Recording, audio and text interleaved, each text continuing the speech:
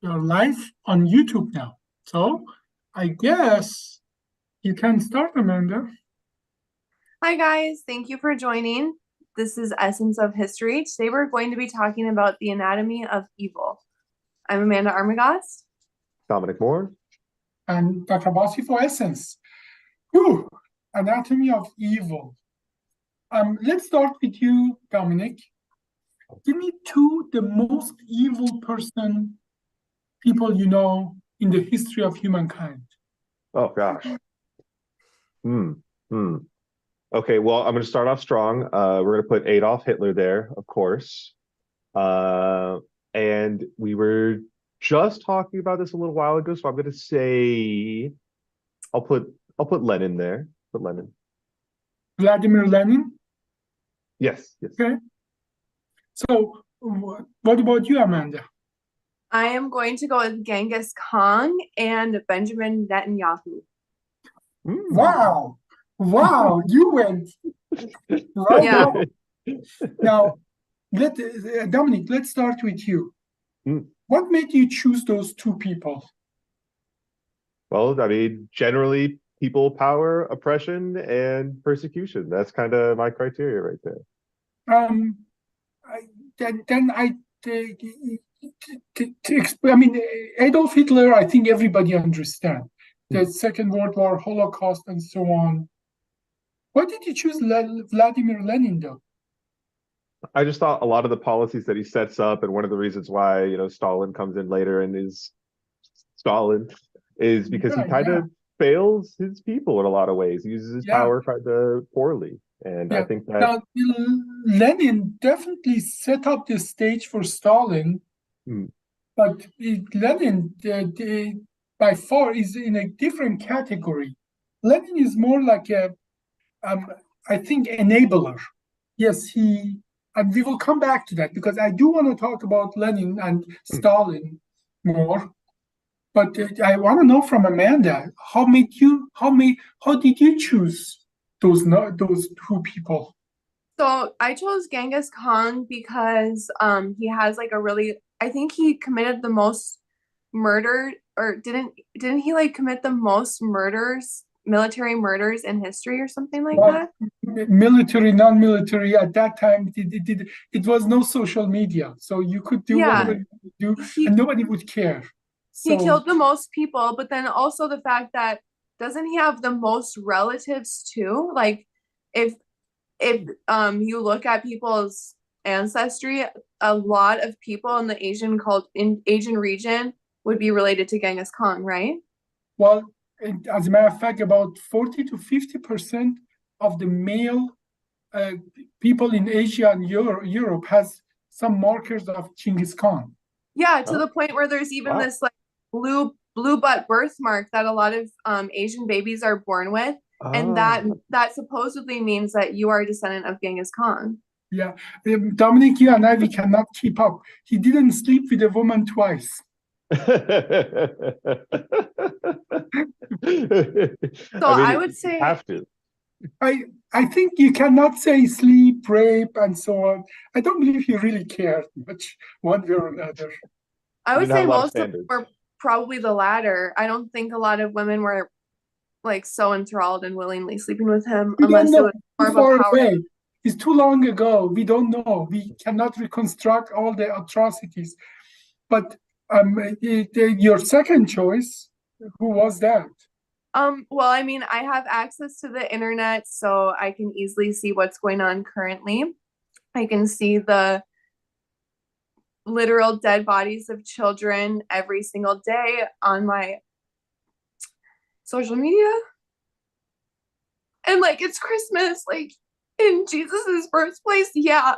And then I think the fact that he's using religion too to like pin so many different groups of people against each other, he's evil. He's probably the worst person on this earth right now.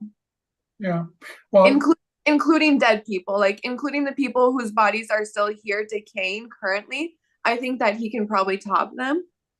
And then I think that the biggest, like, to top off all of the evil things he's doing to people, it's also that he's using a lot of propaganda and making people be on his side, which I think makes him even more evil, because then he gets people to think that what he's doing is good. Gotcha. Well, manipulative. Let's put it in the historical perspective. Genghis Khan killed by number more people than anybody else, but he killed them in a time that human population wasn't that big. So your Genghis Khan is right up there. He killed, like, somewhere between 10 and 20% of the human that existed at that time. Right, not just regional existence, like global. Well, I'm talking about, we didn't know about the Americas and Australia, but in the countries that existed in the ancient world, he killed percentually more than anybody else in the history of human being. But how do you think the Mongolian perceive Genghis Khan? How do you think they perceive him? They revere him. Yeah, he's probably a hero at that time. Well, he's hero now. His hero, Genghis Khan, is hero of the Mongolian people, who united them, won against everybody else, and so on and so forth. Now, Now, Netanyahu is disadvantaged. There is social media. It's 2023. Okay. Yeah, it's not really something that is like for today to talk about, because this is something I can go on for a long time. But he's disadvantaged because of social media, yes. But then it's like he has the US backing him, who are trying to take away our social media and take away our right to information and like knowledge of what's going around. Amanda, I see. We have to make a podcast just for that. I see that. Yeah. But then plus, like, just to go off of what you said about how many people Genghis Khan killed, like percentage wise, if you look at how many people are dying right now in Palestine per day, it's worse than both of the world wars. Like, more people per day are dying. Percentage. Yeah. Yes. But by sheer numbers, we are going to talk about some evil and dissect that, and make an anatomy of how evil comes to be, because that every mistake we make in our life has been done before. Everything repeats itself, and understanding the past is the best way to understand current events and not to repeat that. You're absolutely right. We are complicit. In those babies that die under the rubble, we are complicit. But I want to dissect that, truly do anatomy of evil. How comes that all of a sudden, millions and millions get gassed and humanity tolerate that? Because it doesn't happen in vacuum.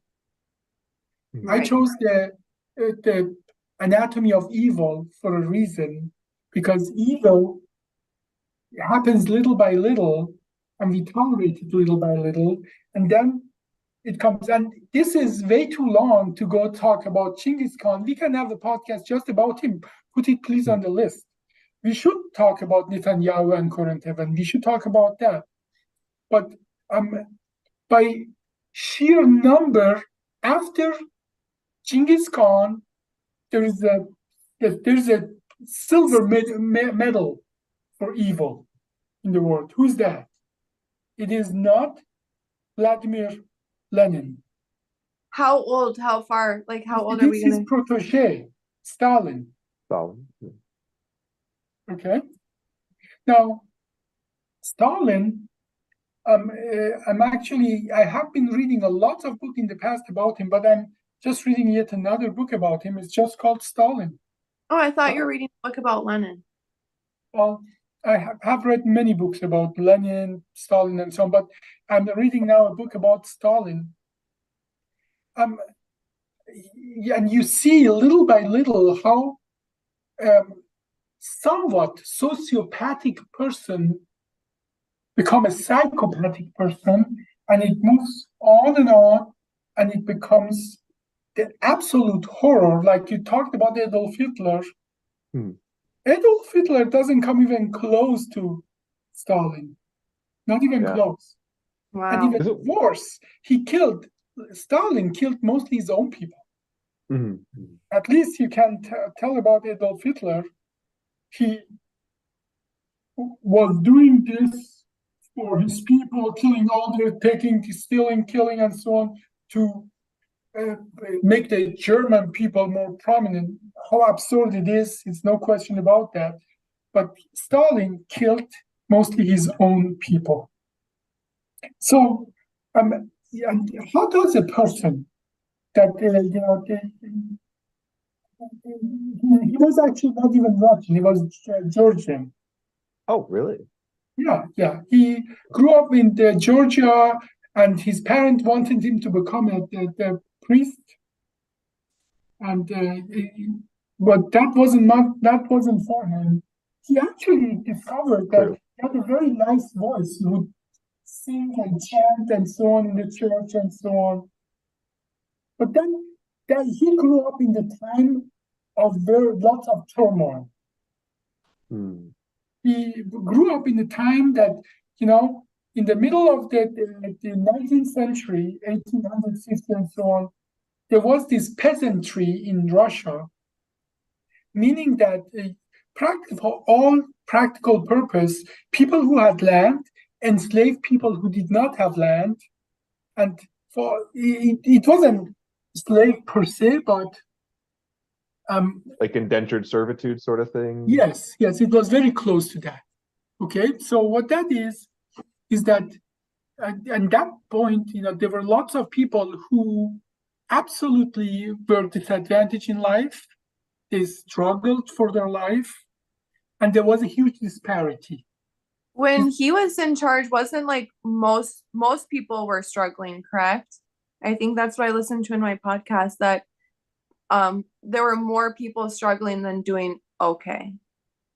Well, let's put it this way, at the beginning of his reign,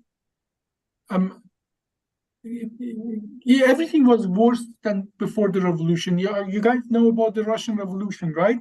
There were actually not one, but multiple Russian revolution. One was, toward the 1800, where people just wanted to have right. There were lots of revolts in lots of these republics and region. They weren't republics at that point. They were region under Tsar. Yeah. But then in 1905 or 6, actually it was a long thing. Finally, people had some rights. Then the Tsar wasn't the absolute monarch anymore. And then it was in 1917, toward the end of the First World War, that then this People's Party or Communist Party came to power, and then everything went from there down the hill. Now, this is a lot of information here. We are not going to get to all of it, but we don't have to. We want to talk about how evil starts and disparity. That is what I'm getting at. Okay, there was huge disparity. People would literally starve on the street. There were these workers that they would work like Dominic. You might not like to work 40 hours. Those people, they were working 7 days a week, 12 hours a day. That is, and barely enough to eat. It's said that people come from other places, work for nothing but food, so they don't starve.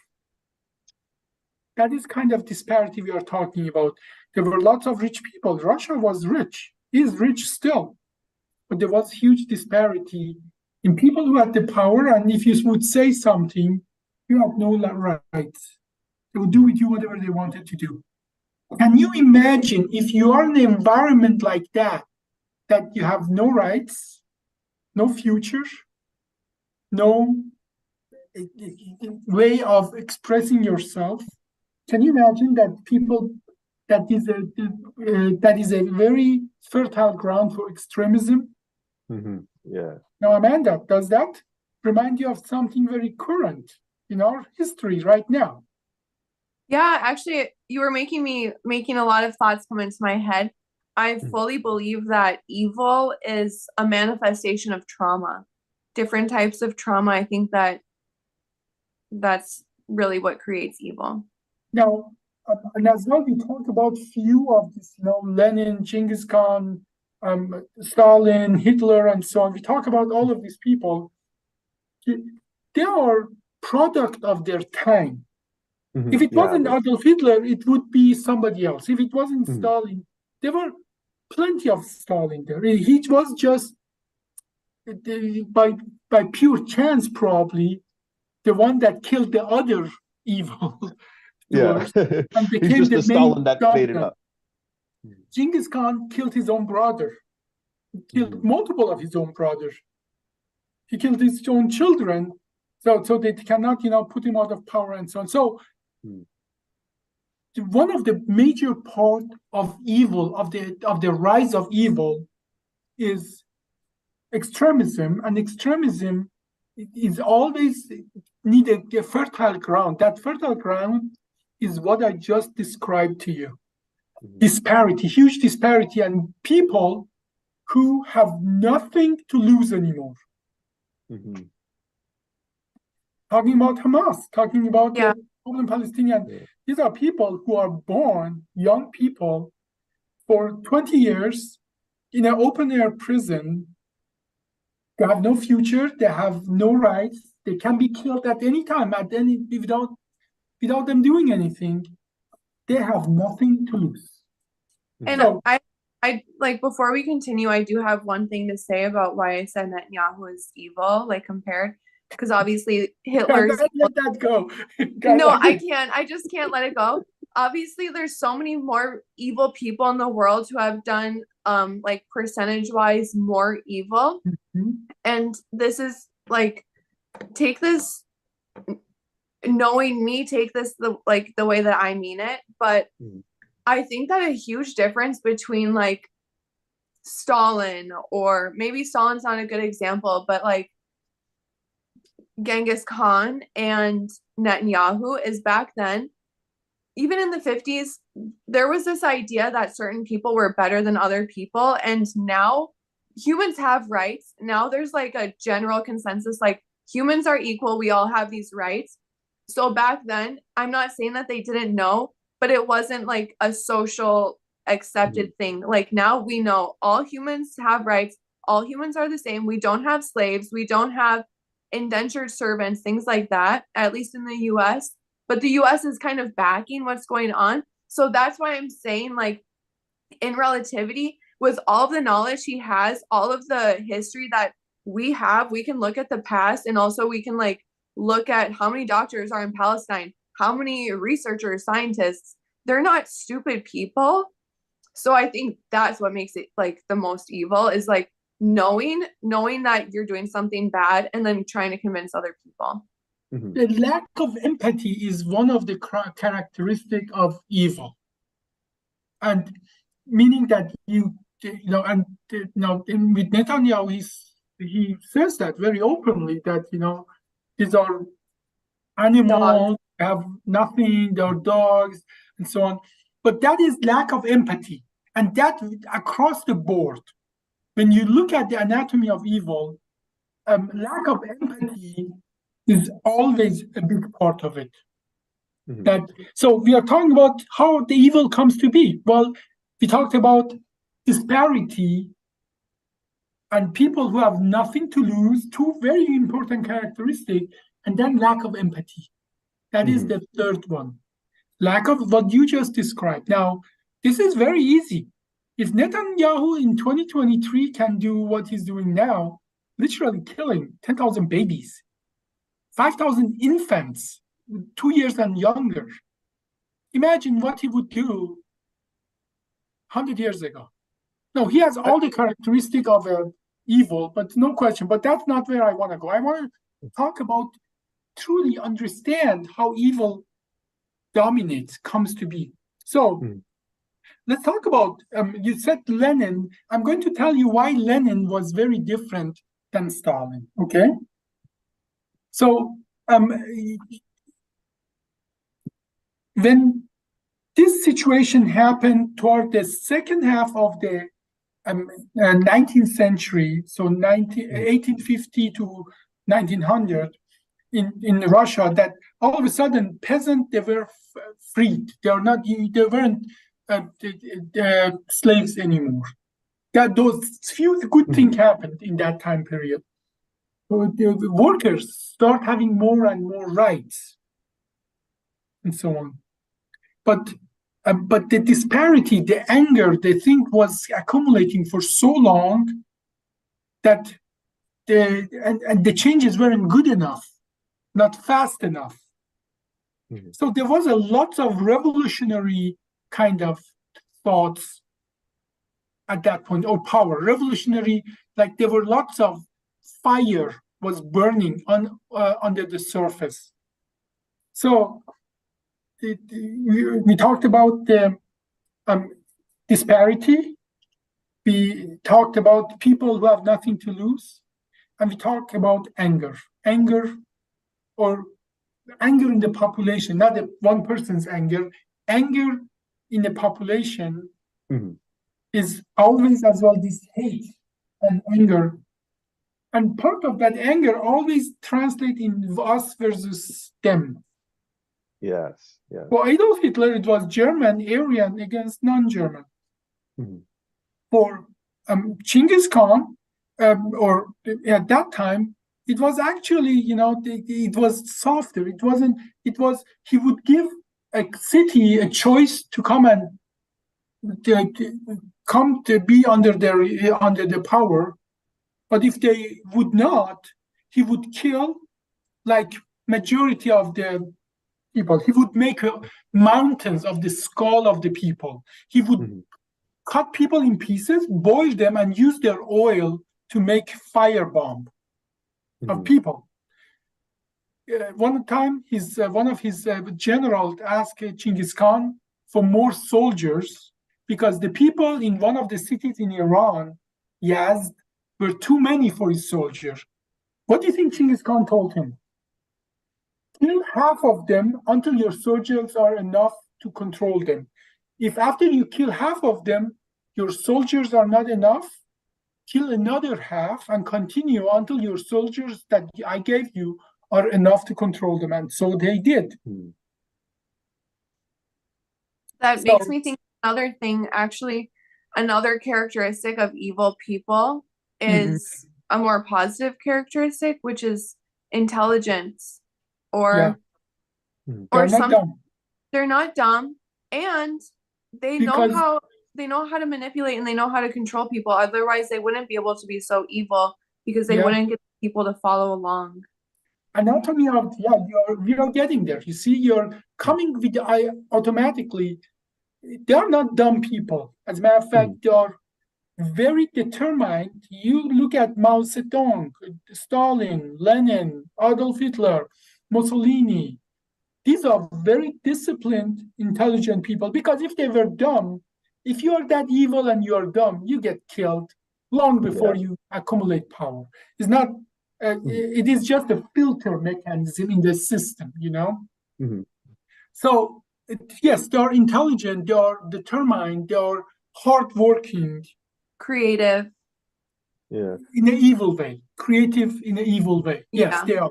Okay, so we are getting there. You see, we are accumulating what to look for today if you want to see if somebody's evil or not. Okay? Definitely they are not dumb. They are not lazy.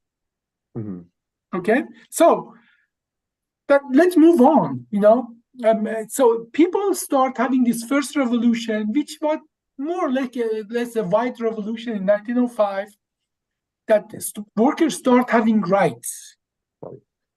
And then things were getting worse and better, and boom, First World War happens.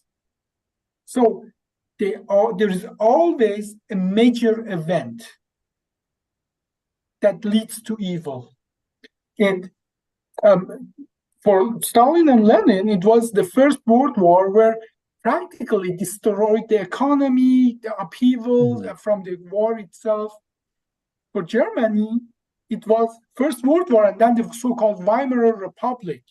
It is said that that the money would, if people had money, they had to buy bread right now because next day they could have afforded half of the same bread with the same money.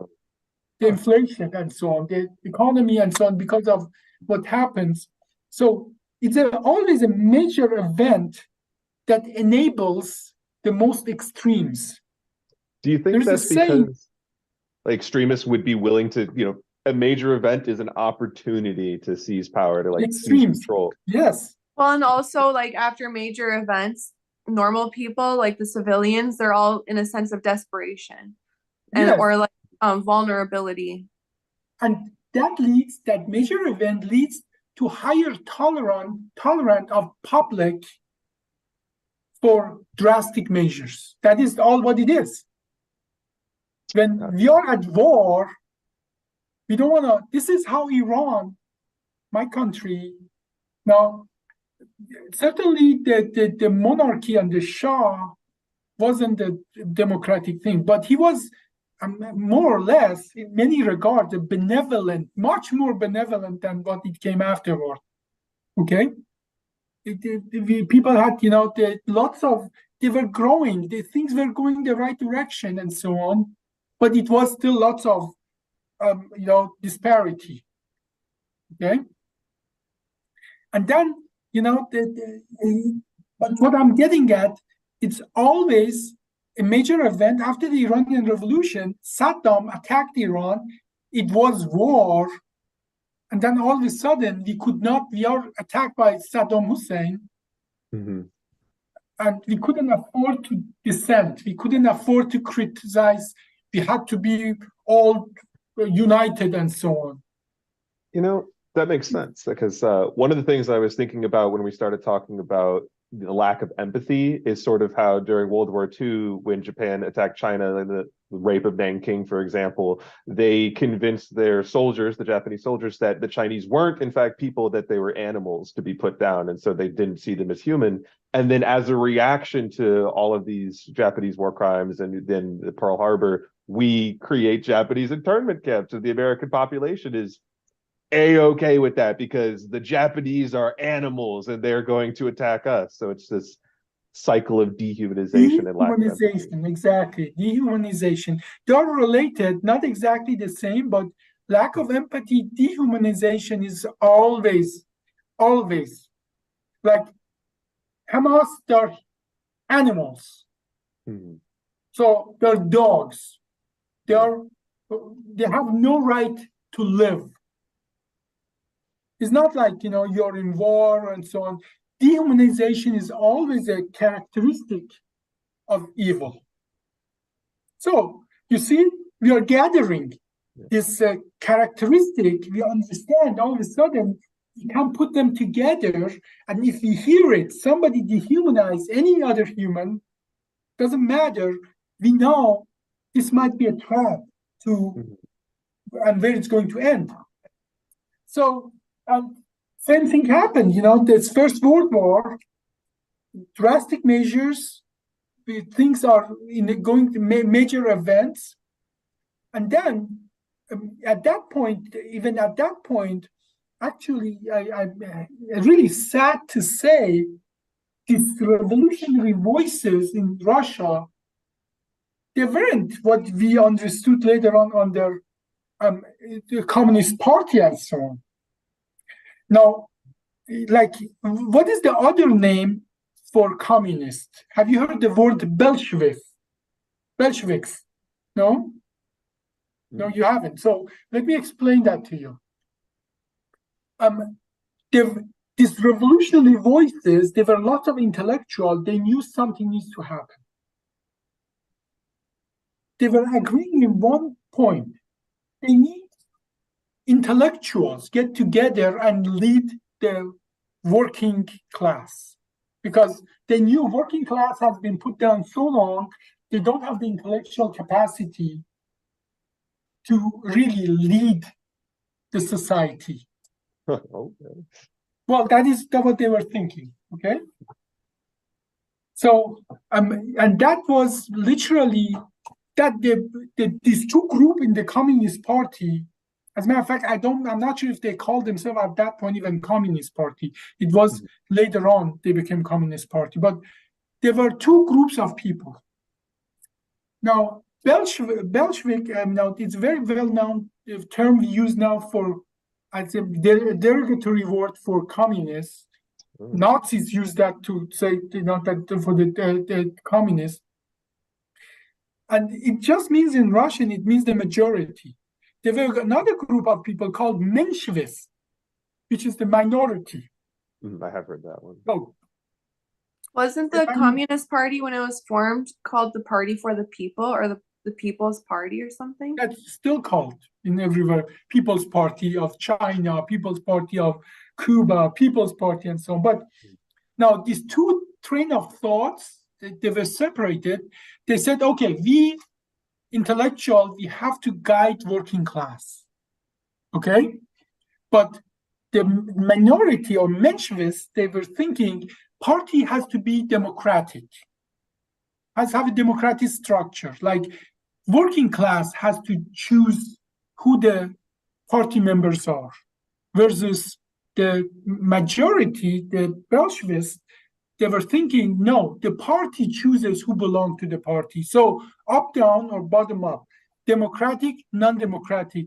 And in some places, actually, the minority, the Menshevists, had more power, versus in other places had the Bolshevists, or what later become the Communist Party, the more power.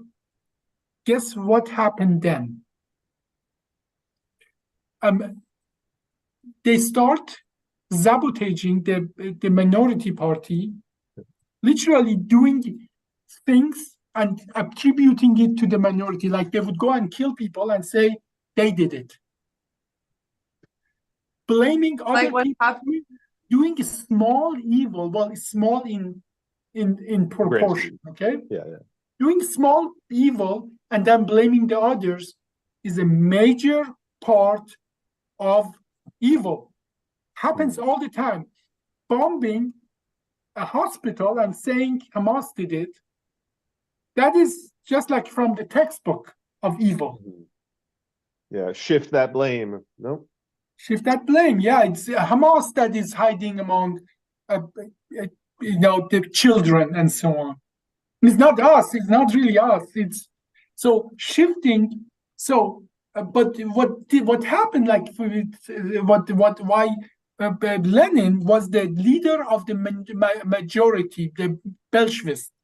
Okay, he enabled that. Every time Stalin did something, literally went and killed people. Stalin was Lenin's killer. Okay, so Lenin has a lot of blood on his hand, but that really fades compared to what Stalin did later. Okay, there is a saying: one man's death is what actually Stalin said. One man's death is a tragedy. A million deaths is a statistic. Okay, so that is minimal. But Lenin encouraged him.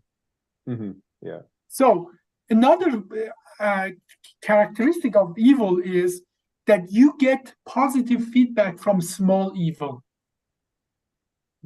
Like you mean when you commit a crime that makes you feel good? Well, not only that, you get rewarded. Extrinsic reward. Lenin was very high in the hierarchy, and every time Stalin killed other party, their own people, I mean, the revolutionaries, not even the Tsaristic or monarchists and so on. Stalin would go and sabotage, kill the other revolutionary to diminish them, and he would then get, promoted. There were lots of people who wanted to they were thinking, Stalin is crazy, he's too radical. But Lenin, every time he did that, he promoted him because it would fit his agenda. So, see, in all this evil development, there is a radical person that does evil thing, but the group of more smart people, because it fits their agenda, they tolerate that. And more than that, they promote it, you know? You know what it reminds me of? That in the Republican Party, somebody like the Donald Trump comes, everybody knows he's crazy. He comes and says crazy thing, but he fit their bill for momentarily, but then eventually he grows above them. He takes over. Exactly happened with Stalin. Yep. By the time Lenin said, no, this is too much, it was too late. Stalin has accumulated way too much power to be, as a matter of fact, in the last few years of Lenin's life, he was under more or less as a house arrest. He had no power anymore because Stalin made sure of that. He's just a little puppet man. He was a puppet man, exactly. But he recognized that Stalin is getting out of hand, but it was too late. Same thing. They tolerated Donald Trump until it fits them, but then their protege becomes the monster that they cannot control anymore. So it gets eventually out of hand, and then there is purges. You look at every evil, there are purges. Like eventually Saddam becomes so powerful, he gets rid of everybody that is close to him. Stalin did the same. Hitler did the same. Stalin did it 5 times actually. His purges. He did multiple of these purges to get rid of the people who would be a danger to his power and so on. And establishment, tolerant of the establishment of evil, but that's what I'm getting at. Now, does that remind you of, Amanda, you were describing that we are enabling somebody here in the United States, you are enabling Netanyahu.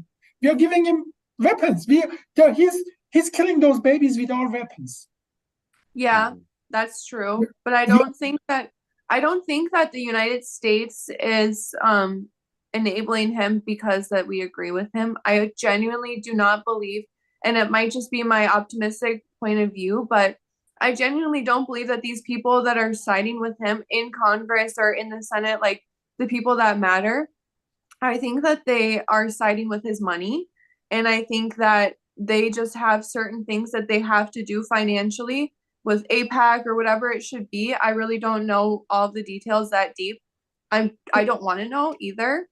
But I don't think that they believe that there's not a genocide going on. I think that they believe that they're going to benefit more from this genocide than they will benefit from declining the genocide.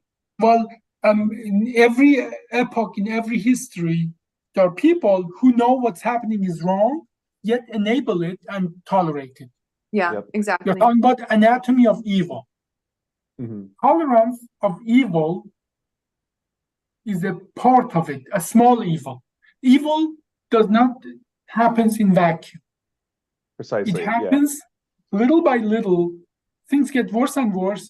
Then all of a sudden, the more moderate evildoers in the Communist Party were eliminated.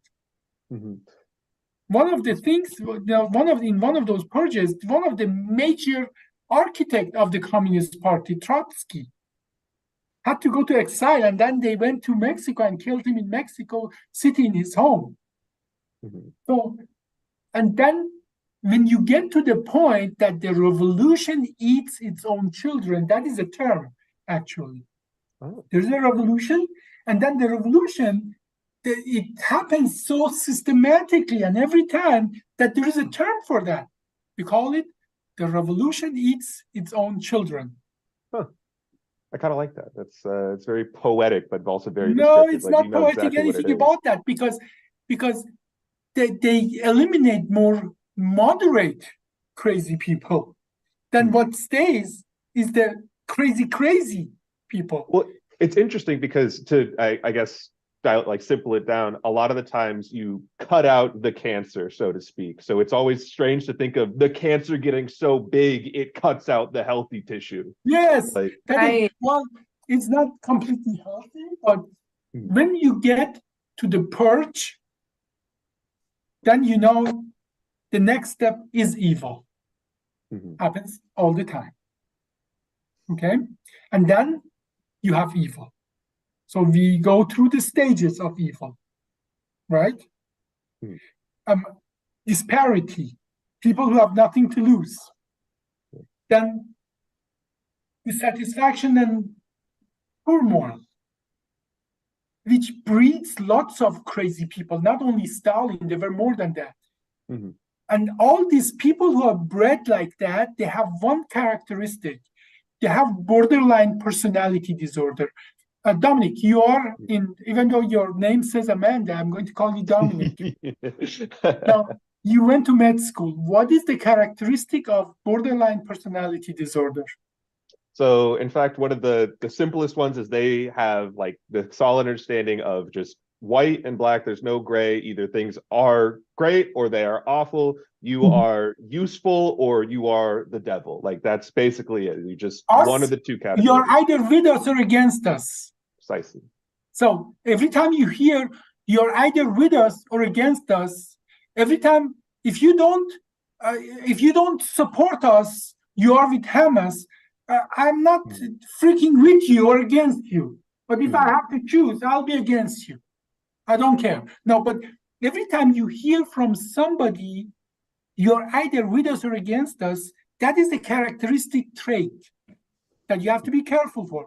So I'm giving you tools to understand evolution of the evil, to stay away from that, Dominic. So these people, what is the definition of borderline personality disorder in medicine?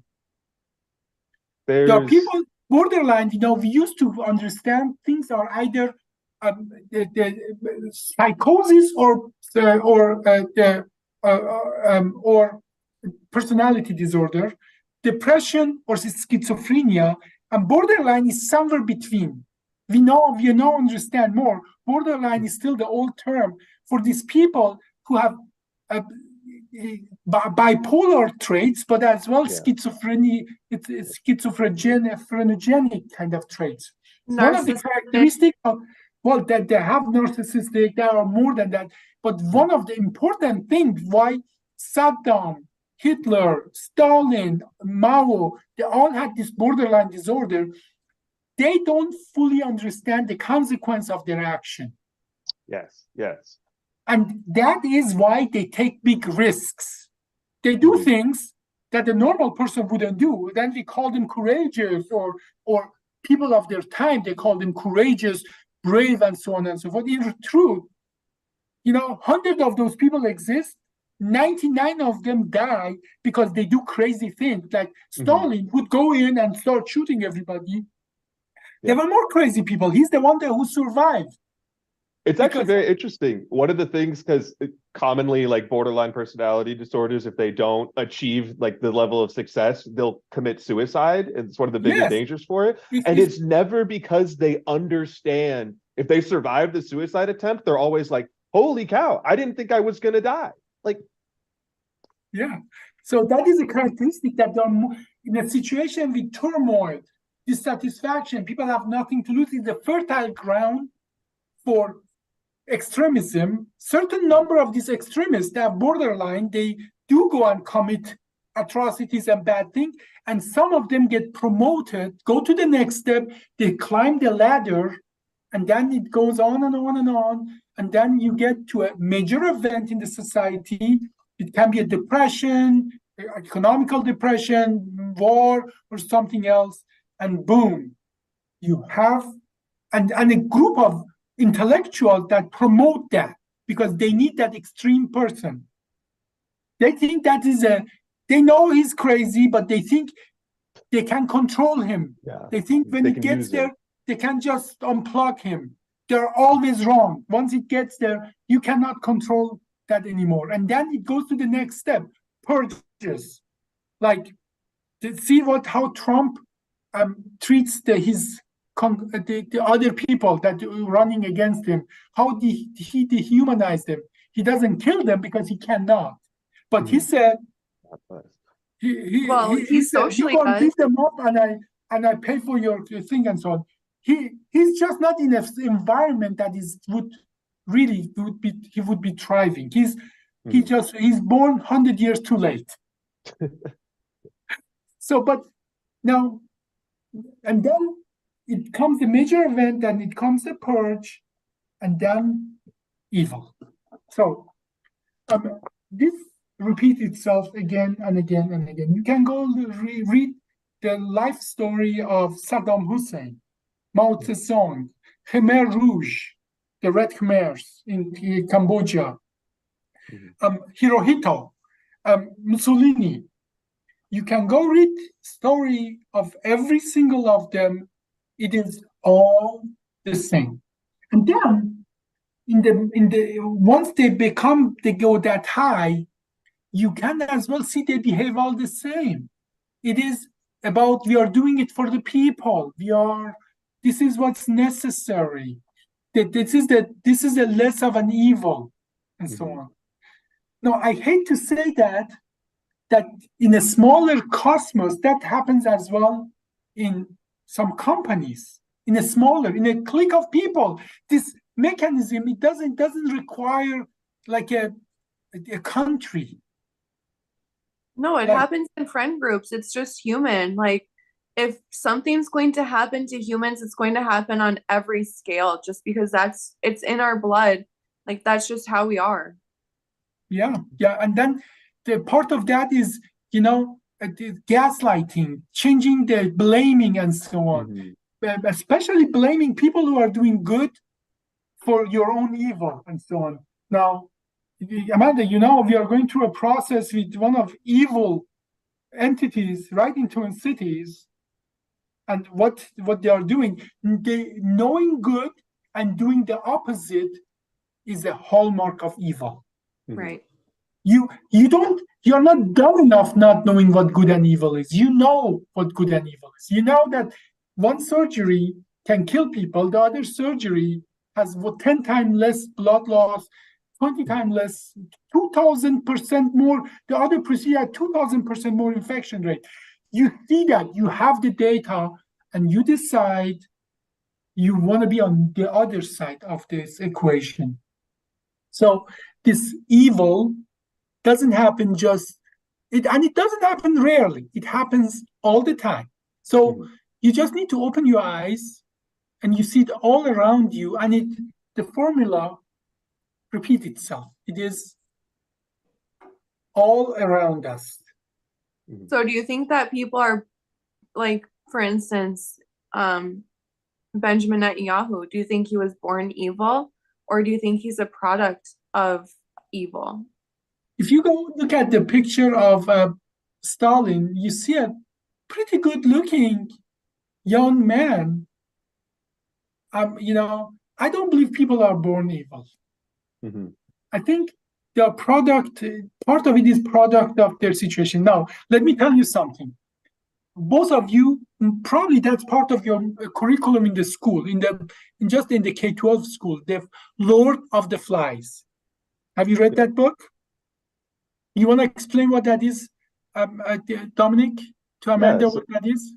Quick breakdown synopsis. A group of schoolboys ends up on an island, no adults, and they recreate their own little society over there. It's basically a paradisic island. There's plenty of food. They're not really starving for anything. And essentially they recreate a social structure where they start picking on each other. Like they could have this egalitarian utopia over there where everybody is equal, safe, they don't want for anything, but instead they construct a society where two of them and several of the others are already in a class system lower, and it gets to the point where they start killing each other. So evil, that book tells evil is in your DNA. That is what the thing is, that in the status quo, without society, without the social norms, the status quo is evil. So does it bell a ring, Amanda? Does it ring a bell? Yeah, it reminds me of that Stanford prison experiment where it reminds me of that Stanford prison experiment that got shut down. Yeah. But Lord of the Ring is a fiction, right, Dominic? I should hope so. My God. No, it is a fiction. There is a real Lord of the Ring where 16 kids, they go. Are you talking about Lord of the Rings or Lord of the Flies? I'm sorry, Lord of the Flies. Lord of the Flies. Sorry, I'm just. Yeah, I was No, gonna say you Lord of better the read- Rings was real. No. Lord of the Flies. Lord of the Flies. Yeah, my mistake. Okay, so no, that is a fiction, but Lord of the Flies, there was actually a real Lord of the Flies, where 16 schooler, middle schooler, they skip the school, they go to a boat, and then they get with the current, they go to an island, and it takes almost 1.5 year, more than 1.5 year for them to get rescued. There is a real Lord of the Fly. Jeez. In that Lord of the Fly, they actually cooperate. In the real one, they cooperate, they are good. Ooh. In the real Lord of the Fly, our DNA is good. The fiction says we are not. The real Lord of the Fly, they cooperate, they help each other, they build a society that is egalitarian. It is actually pretty democratic. So the real experience shows us that the good is inherent in our DNA, and evil is a product that is forced upon us. Mhm. So, and that keeps me being hopeful that our DNA is good, the evil is something on top of it. And so that makes evolutionary sense as well, right? We couldn't become a social animal if our DNA was evil. Yeah. There is a Right. reason chimps couldn't be that populous. They couldn't have that numbers that humans have. Because chimps are truly freaking evil, you know? Yeah, well, then it also makes sense too, because a lot of evil in my eyes, and I'm not standing up for evil people, but I think evilness, like I said, is a compilation of trauma.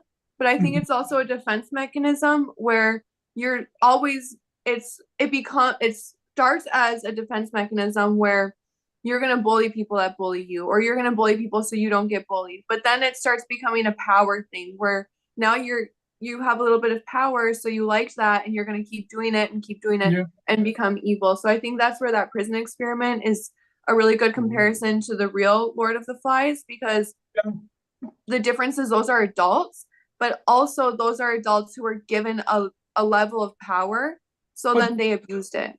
You'll have to tell me about that experiment sometime. I will tell you about it tomorrow.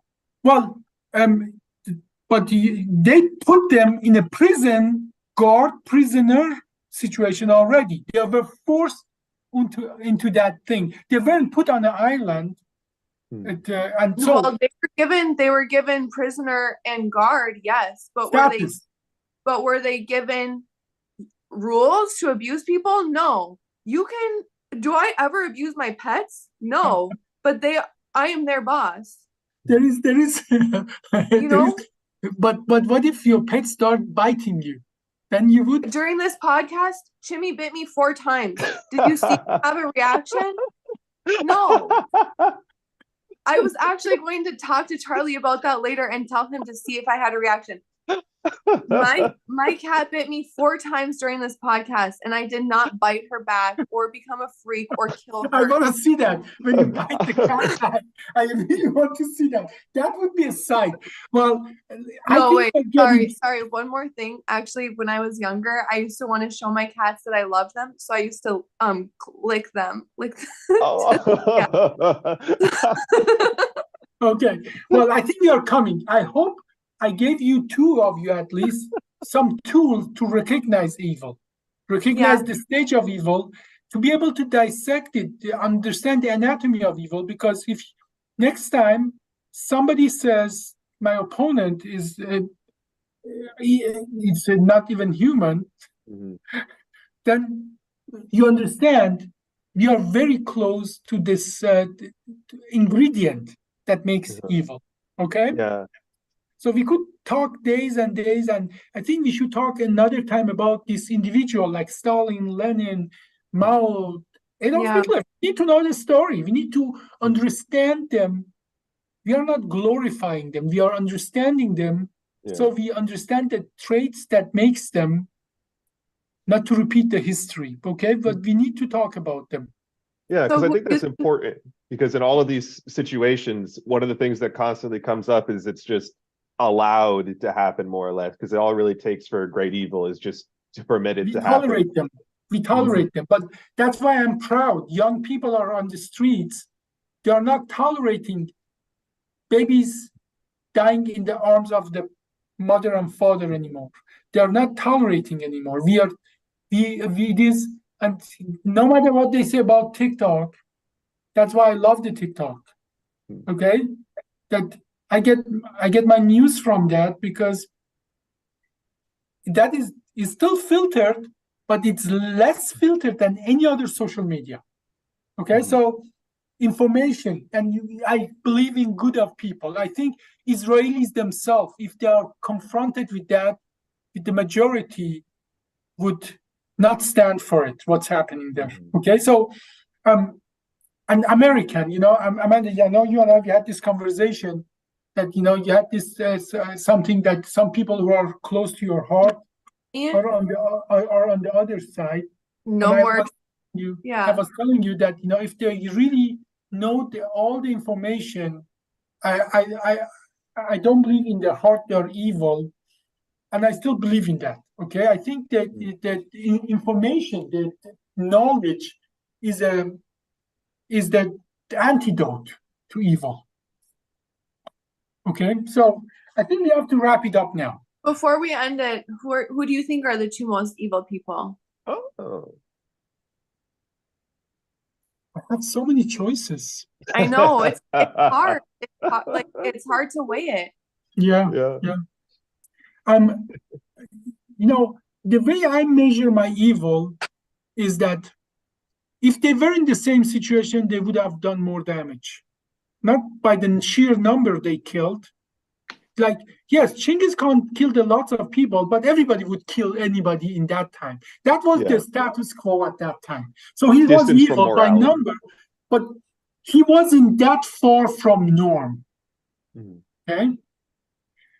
Those people who were very, very far from norm was actually the architect of evil. Not the people who were evil. Like, I think Himmler, not Adolf Hitler. Himmler was more evil than Hitler himself. I mean, I think it was part of his DNA to be evil. Yeah. Okay. And I think another person that was far from norm is actually I would think the Mao Zedong was or actually I think the leader of the Khmer Rouge, the Pol Pot. Pol Pot and Himmler are my top two. Okay. And another thing that in Pol Pot, what he did, those killing fields and so on, that's a long story. We cannot go to details of that. If they were in similar situation and power situation like Hitler or like Genghis Khan, they would have done way more damage and so on. So and those are my top two contestants. Not necessarily people that most of people know.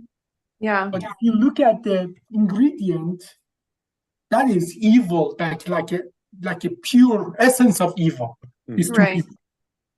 Maybe not the face, but the voice that's in the ear of the face. Well, not by number, maybe. Well, Pol Pot was by number really huge, but yeah, but we should talk about them. We should talk about these people. Okay. We will. Okay. Well, thanks for watching. This was Essence of History. Today we talked about the anatomy of evil. I'm Amanda Armagast. Dominic Moore. And Dr. Abbasi for Essence. Thank you for joining us. Thanks, guys. Be safe.